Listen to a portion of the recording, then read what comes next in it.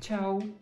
Šeit es strādāju no mājām, no Rīgas, un vakar bija 11. novembris. Tātad šodien ir svētdienā, un es gribētu jums parādīt kādas manas bildes un arī pastāstīt jums par to, kā man patika vakardiena. Bet pirms tam man ir viens jautājums. Vienā komentārā bija rakstīts, ka mans uzsvars nav pirmajā zilbē. Un tātad mana izrunā nav labā un nav latviska. Tas ir ļoti grūti iemācīties pareizi izrunāt visus vārdus, jo es tikai mācos no grāmatām. Man bija vienu gadu latviešu skolotāja, bet tas bija pirms 2 gadiem, un tagad nerunāju tik bieži. Bet man tas ir noslēpums, jo jums latviešiem ir uzsvars vienmēr pirmajā zilbē. Man tas patīk. Piemēram, vienmēr radio viņi saka gaisa temperatūra. Tas ir tik fascinējoši. Man tas tiešām patīk. Gaisa temperatūra. Jo, jā, es arī varu runāt tādā veidā, bet tiešām jūs runājat šajā veidā. Un tas noslēpums ir, ka man tas šķiet dīvaini, jo čehu valodā ir arī uzsvars pirmajā zilbē. Kopēc. Kopēc ir kalns, kopēc. Tātad es nezinu, kā es varu iemācīties pareizi izrunāt latviešu valodu vārdus. Vai jums nav ieteikumi, kā to izdarīt? Jo tiešām nezinu. Un tagad es jums parādīšu manas bildes un pastāstīšu par vakardienu, kas bija ļoti aizrautīgi, un es esmu sajūsmā. Es esmu, protams, saviļņota katru dienu, jo es esmu Latvijā, bet vakardiena bija pilna ar pieredzēm, par piedzīvojumiem, pārdzīvojumiem. Es vienmēr maldos pārdzīvot un piedzīvot. Es zinu, ka viens ir adventure un otrais ir experience. Es turpināšu ar bildēm, jā. Un tas ir mans ekrāns. Skaisti, vai ne? Es tagad sēžu kaut kur šeit. Un tagad es jums parādīšu manas bildes. Tās nebūs pārāk daudz, bet es gribu jums kaut ko parādīt. Šī bilde ir no pagājušā gada.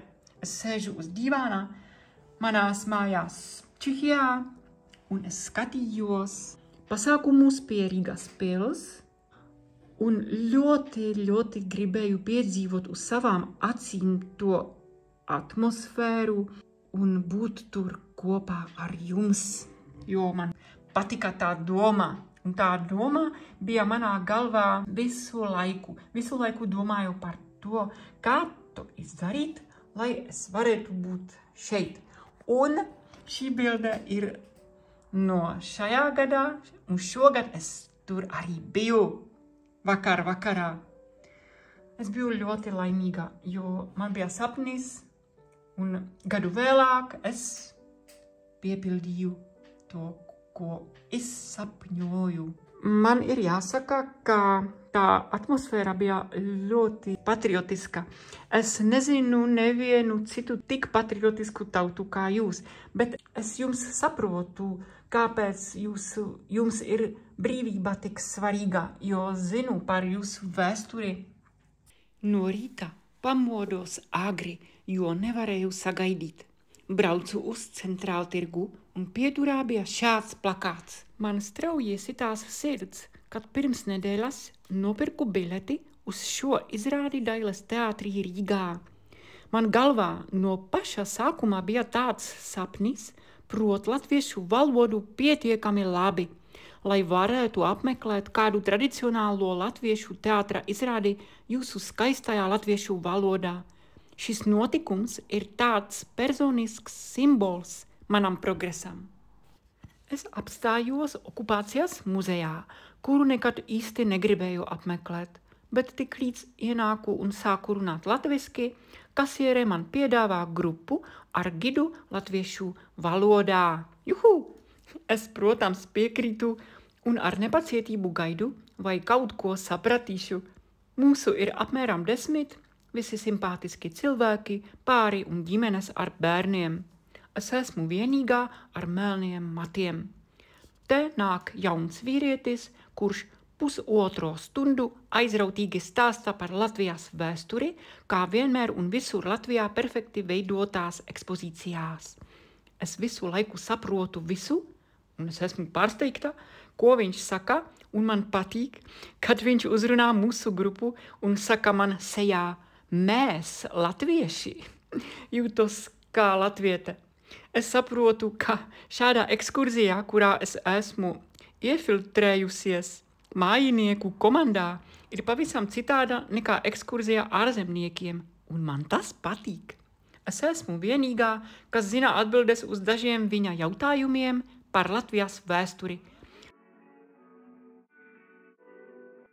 Kamēr pie Rīgas pils pēcpusdienā nav pūļu, es eju tur aizdedzināt 2 sveces. Mana vēlēšanās piepildās.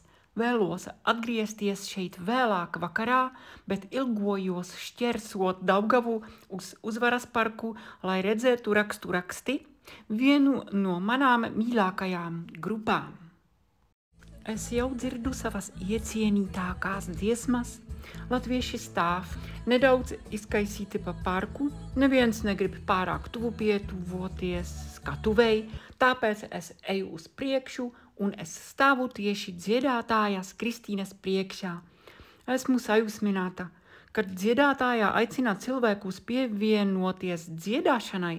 Es sāku dziedāt līdzi un esmu pārsteigta, cik daudz dziesmu atceros. Man tas patīk. Dziesma, kas man sagādā prieku, ir no skaistās senās latviešu pasakas Maija un Paja, kas pēc tam visu nakti skan man ausīs. Dziedošie latvieši sāk dejot. Es arī sāku šūpoties un pacelt rokas un priecājos, ka raksti ir tik tuvu. Tas pilnīgi noglāsta manu dvēseli, jo gadiem ilgi esmu viņus klausījusies tikai YouTube. Tad es atgriežos pie Rīgas pils, kur jau bija tik daudz cilvēku un tik brīnišķīga atmosfēra. Pievienojos cilvēku rindai ar svecītēm un atkal devos apskatīt sienu. Nesen es Čehijā pati dizainēju savu jaunu somu, kuru man izgatavoja viena prasmīga čehiete. Uz somas ir attēlots ūdensputns, ko arheoloģi izraka pie Gaujas upes bronzas kulonu veidā. Jau gadu nesāju no skaista rotas identisku kopiju bronzas auskariem, kādus pirms 1000 gadiem nesāja Baltijas valstu meitenes. Un tagad man uz somas ir arī šis skaistais ūdensputns. Jūs mani visur atpazīsiet. Es esmu tā meitene ar to putnu. Man negribas iet mājās, tāpēc staigāju pa vecpilsētu, visur skan latviešu dziesmas, smaržo lietus, dzirdu latviešu valodu un šķiet, ka arī Rīgā šodien jauki smaržo. Es priecājos, ka šogad varēju būt šeit kopā ar jums, un jūs mani arī nepārtraukti pārsteidzat ar to, cik svarīga jums ir brīvība, un man patīk, kā jums patīk šī brīvība. Es novēlu Latvijai būt joprojām tikpat brīvai un skaistai, kāda tā ir šodien. Paldies jums visiem, ka ieradāties šeit un radījāt atmosfēru, kuru es nekad neaizmirsīšu. Es jūs mīlu un mīlu Latviju.